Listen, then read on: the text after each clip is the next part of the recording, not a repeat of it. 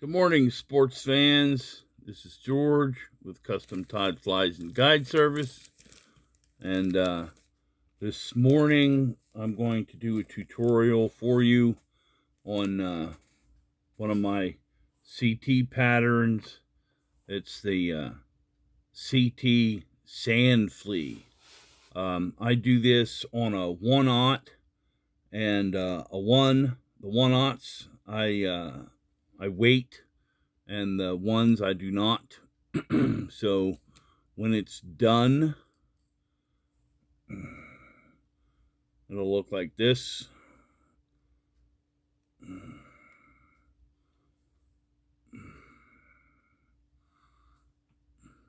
The ingredients are you need I'm using a Mustad 7766, and like I said, this is a 1/0.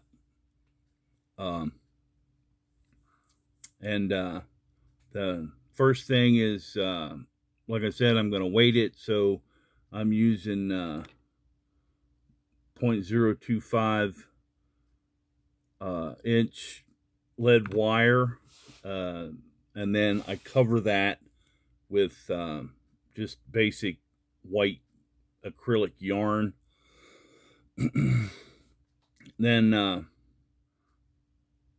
after that, I use EP fibers in 3D mullet as a like a beak. Comes off the back. Then after that is I put the carapace in. The carapace is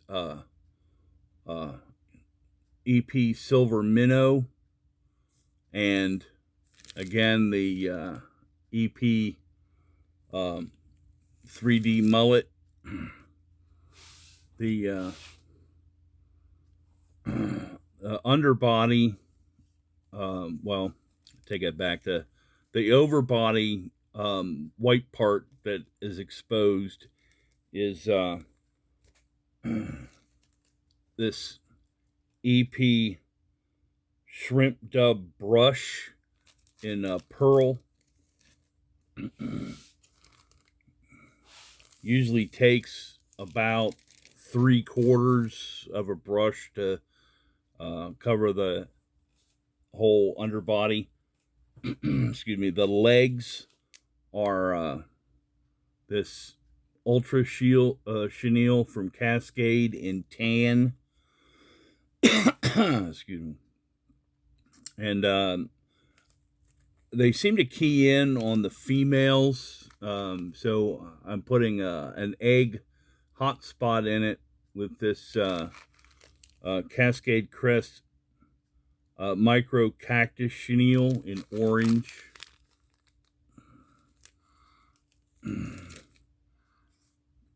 And then once you get everything all together, you just fold it all together, and it comes out looking like a sand flea. The legs, what I do is I trim these down to start with 1.5 inch long section of the tan ultra chenille, and then I singe both ends. For me, it's a lot easier to singe the ends before I attach it than to try to singe the ends after I attach it, because you're using fire, and this fire is sometimes a little unpredictable.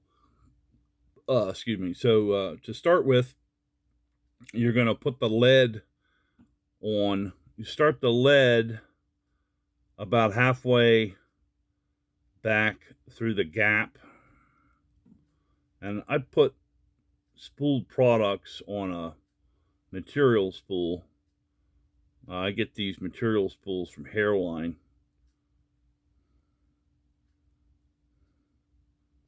And you want to stop your lead about 3 eye widths back from the back of the eye. And I use a pair of old scissors to trim all my wire.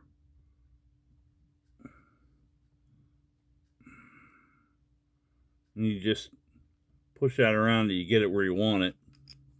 The thread I'm using is Danville Flymaster in white it's a 210 denier.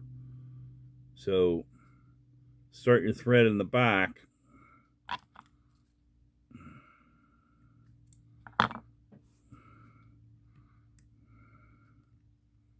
Now you want to hold on to the lead so it doesn't slip, and make big turns over top of it, and then put a stopper in front of it so it doesn't slide around. And then put a stopper in the back. Then bring your thread forward. And this is where you put your... I put this yarn in there so that the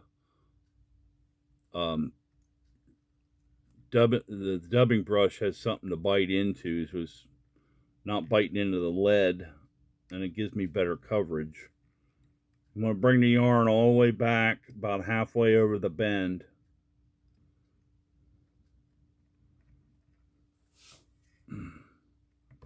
Couple half hitches.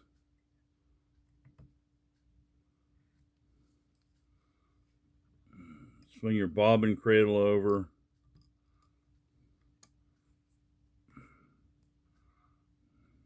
And then I just guide the acrylic yarn on where I want it. Now, you got to make sure that you're using acrylic yarn and not wool or cotton or anything along those lines. This acrylic yarn will suck water. The yarn will suck some water, but not like the acrylic yarn does. And the cotton will suck a lot of water, but it takes a long time for it to dry, and then you run a risk of rust, especially with, this is a saltwater hook and a saltwater pattern, so you know you're throwing it into a saltwater environment. You want to keep the corrosion possibilities down. Now, once I'm done with this part,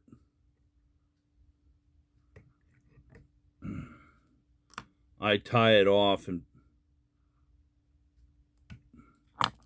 put it off to the side till I get all the underbodies that I want to build built. Then I remount.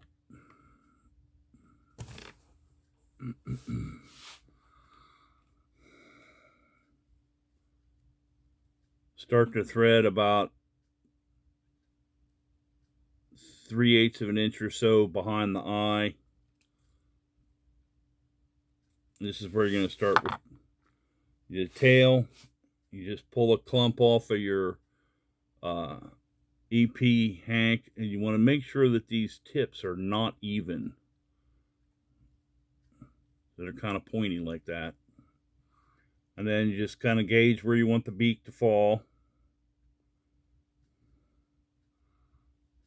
In an effort to reduce the amount of waste, I just leave that hanging off the front and work around it.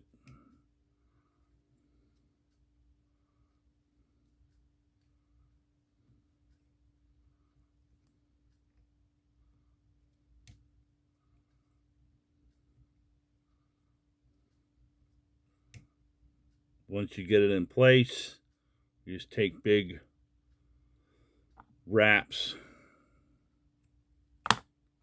trim that off. Next is your EP silver minnow. You don't want a real heavy clump, say a little less than an eighth of an inch thick or so.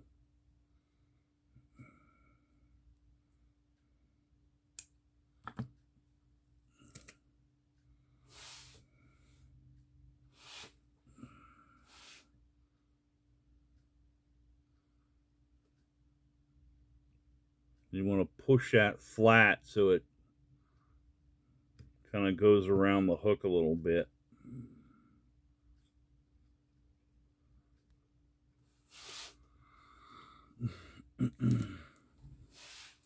Then you want your green for your carapace. You want that a little thicker than the EP minnow. About like that. And you're going to do the same thing. Just kind of, you put it on there.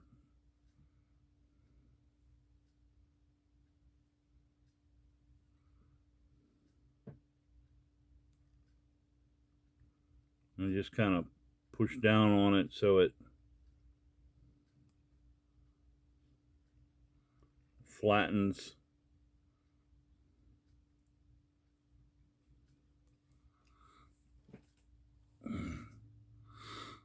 And again, in an effort to reduce the amount of waste, I just leave the long fibers off the back for now. You could trim them, but then, you know, you're going to end up with more waste. And, you know, the CP stuff ain't, I mean, it's not cheap. So, next is the orange cactus chenille from Cascade. And just like on a woolly booger, you want to pull some of those fibers out to expose the string. And this goes in about halfway down the bend. And you just pull your thread up out of the way for now. You could hang it off the bobbin cradle, but in my opinion, it gets in the way.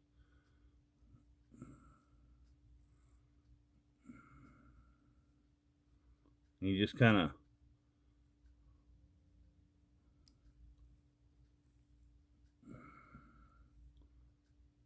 pull those fibers on the cactus chenille back.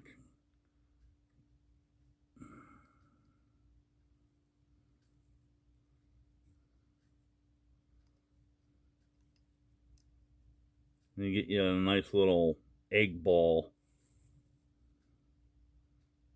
Bring your thread back.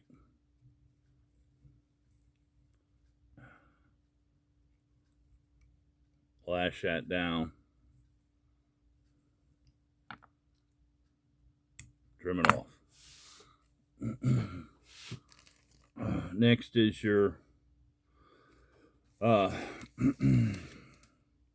EP shrimp dub brush.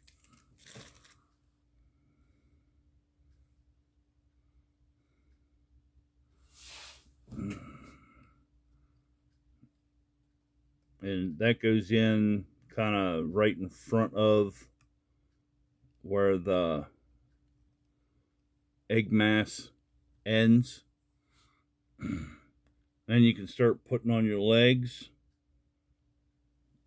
Like I said, I trim these down to 1.5 inches, and then I just use this little hand torch. I think I got it at a gas station someplace. The first set of legs goes in right in front of the egg mass. You want to make sure that they're even. You give it a turn.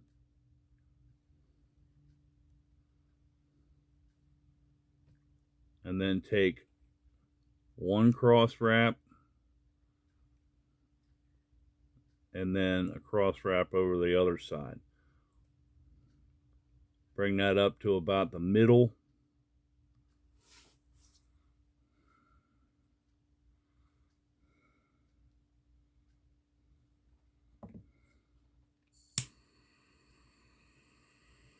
Because this is so short, you want to make sure you don't burn your fingers. Sometimes you put too much heat to it, it'll catch fire.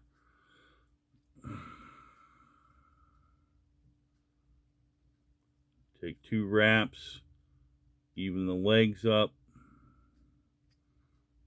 give it a twist.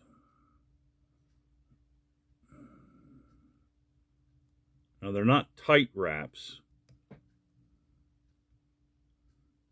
to get it in place. It's kind of a loose wrap. Once it's in place, then you can take a tight wrap. And then the third one goes in about where your original material tie-in point was.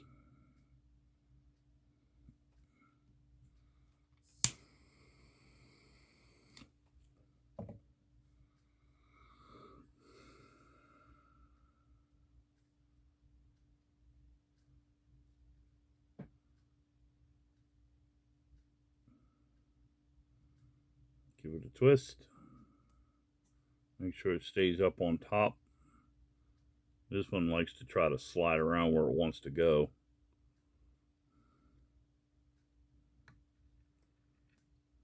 Then bring that up front. And you could, again, you could put the bobbin cradle over top of this and use the rotary, but I find if I do that, I lose control of the fibers, and you don't want to do that. You want to be able to rake them back and put them where you want them.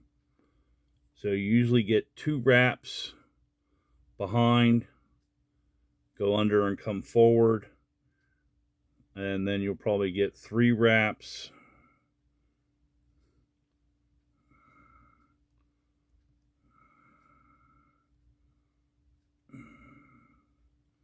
They don't necessarily have to be touching. They just have to cover.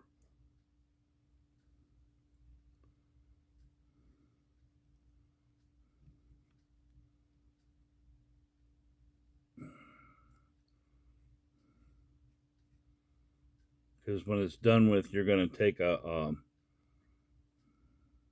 boar brush and rake them out so that they're standing out.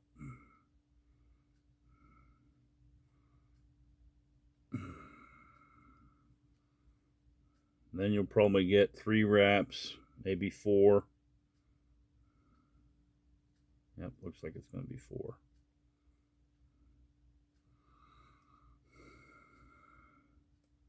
And then in the front,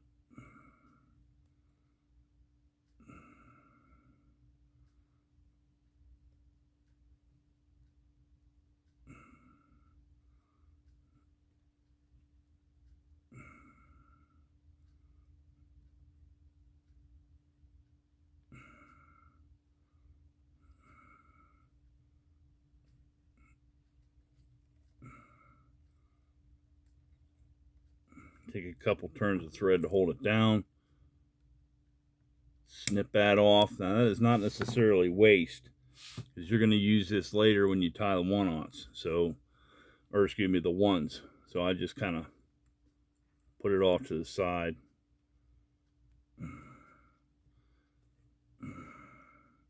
Now this is the part where I was telling you about taking a boar brush. So I got to find my boar brush wherever it went.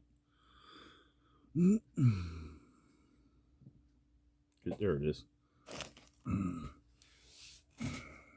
So this is a boar brush for a 9mm.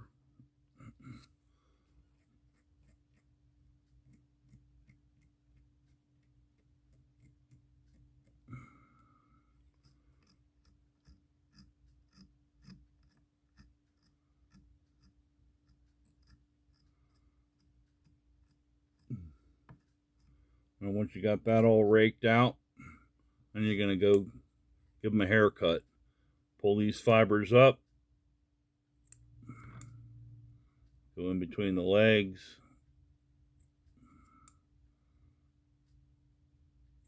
I mean, you don't want them real shaggy, so... I mean, because if you look at the bottom of a natural sand flea, the bottom is white. And that's part of what the fish sees, because it stands out.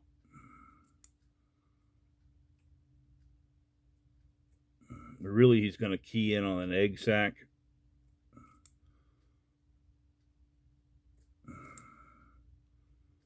There you go.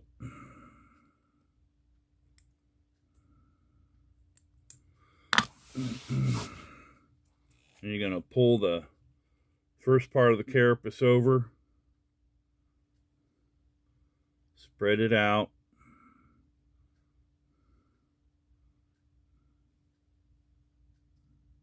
lash it down.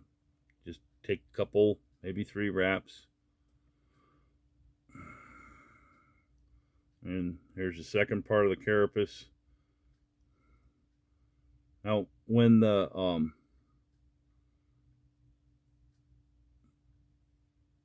you're going to put UV resin across the carapace, so once you do that, it's going to go through, and mostly, like on here, what you're going to see is just the mullet colored EP. But if you look at these real close, as they move, you start to see that glint. That's what the silver minnow is for, is to give you that glint, because that's what the natural looks like.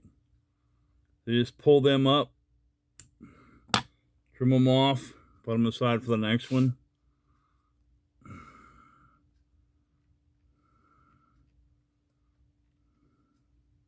Build you a thread head here.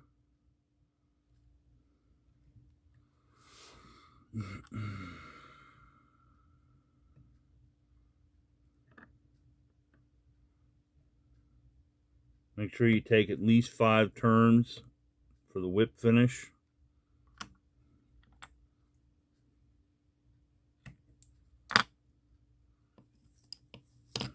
Now, since this is weighted, I take a black magic marker, Sharpie, and color the head. That way I can tell at a quick glance in my box which one's weighted and which one's not.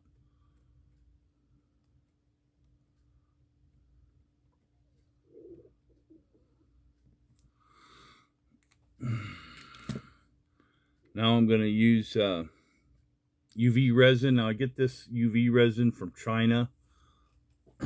It comes in a 200-gram bottle. I get it for about 20 bucks on eBay or Amazon.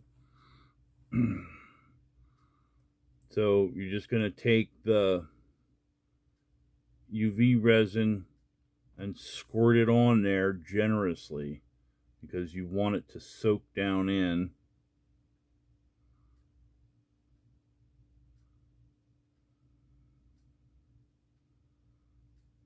You want to cover the whole carapace.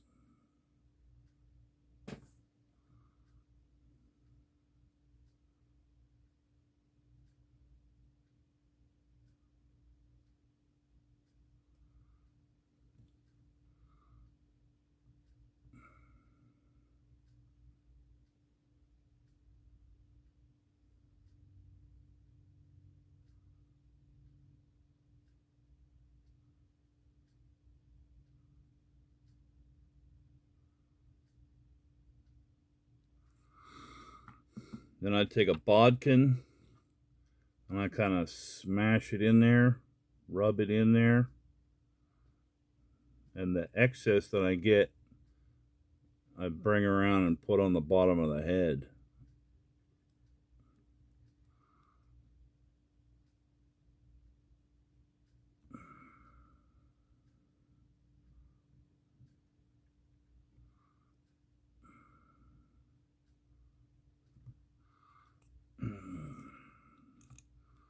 Then you're going to remount,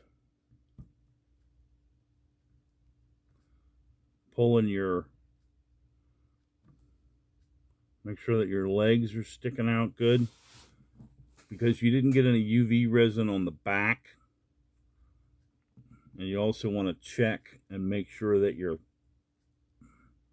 fly is square. The materials haven't rotated on the shank, which they sometimes do. And then you want to put your UV resin on the back end.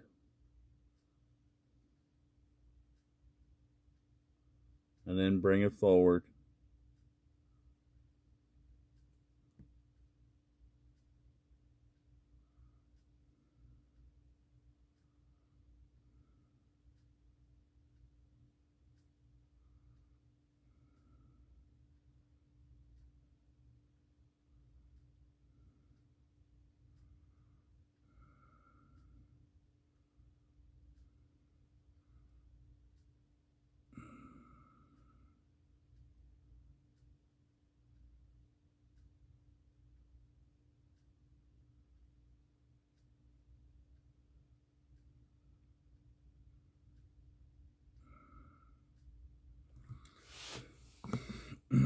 And you take your UV torch. Well, I got this off of Amazon. Remember about UV resin, it cures at a specific or generalized kind of wavelength. This particular UV resin cures best at between 450 and 600 nanometers. So if you use a UV torch and you don't know what the curing frequency of your UV resin is, if your UV torch doesn't give it the light frequency that it needs, it won't cure properly, and that's sometimes why you get tacky bugs, and you know, you got to sit it out in the sun or what have you. And another word about UV resin, its density is 1.15 that of water, so it sinks. And I see a lot of folks using UV resin as head cement, and then they don't understand why their dry flies don't float as well. And it's because they're heavy on the head, because you use UV resin as head cement. And I mean, to each their own. You know, if that's what you want to do.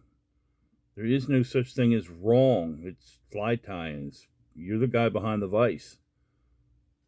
So you use something, and you know, you take it out and ask Mr. Fish. I mean, you're the one that knows the conditions that you're fishing. I certainly don't. So, you know, asking me, will this work? Hell, I don't know if it'll work or not. Go ask Mr. Fish. And there you go.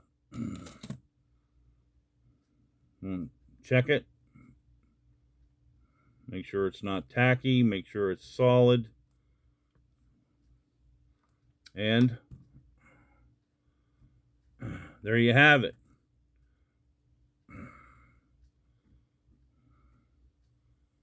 The custom tied sand flea. If you enjoyed tying this as much as I enjoyed showing it to you, please like and subscribe to this YouTube channel. If you want to find this and other super fly tying tutorials, you can find them on my website. It's a showcase website, so it's not a click and pay website. It's www.custom-tied.com. That's